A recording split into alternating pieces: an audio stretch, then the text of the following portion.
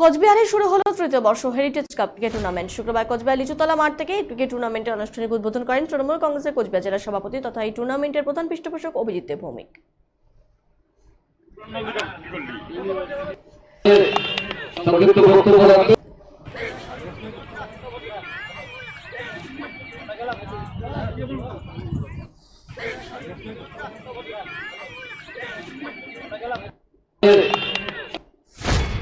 মুখ্যমন্ত্রী কুচবিহারকে হেরিটেজ ঘোষণা করার যে সময় প্রস্তুতি নিয়েছিলেন, আমরা সেই সময়ই এই heritage cup knockout cricket tournament চালু করেছি। গোটা শহরের 128টা টিম এই খেলায় অংশগ্রহণ করছে, বিভিন্ন ক্লাব এবং প্রতিষ্ঠান তারা অংশগ্রহণ করছে। ন্যাচারালি এই 128 দলে 11 জন করে খেলোয়াড় সহ আরও এক্সট্রা প্লেয়ার্স এবং তাদের গার্জিয়ানরা, তাদের পাড়ার দর্শক সকলে মিলে একটা উৎসবের পরিবেশ কুচবিহারে তৈরি হয়।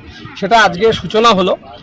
আমরা হেরিটেজ শহর কুচবিহারে মাননীয় মুখ্যমন্ত্রীর অনুপ্রেরণায় এই হেরিটেজ কাপ ক্রিকেট আমরা চালু করেছি। শহরের বাইরে থেকেও অনেক খেলোয়াড়রা এখানে আসে, রাজ্যের বাইরে থেকেও খেলোয়াড়রা আসে, তারা খেলায় অংশগ্রহণ করে। স্বামী বিবেকানন্দ যে কথা বলেছেন তার অনুপ্রেরণায়, তার আদর্শে আমরা দীক্ষিত যে গীতা পাঠের চেয়ে ফুটবল খেলা ভালো। গীতা পাঠ খারাপ কখনো বলেনি।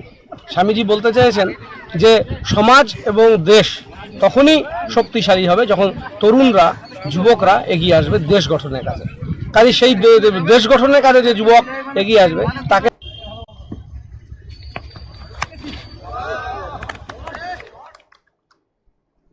Get ready to celebrate the biggest New Year party at Kurimohor Royals with unforgettable night of music, dance and celebration. For more information, call us at 99326 22228 or 03582 222 555.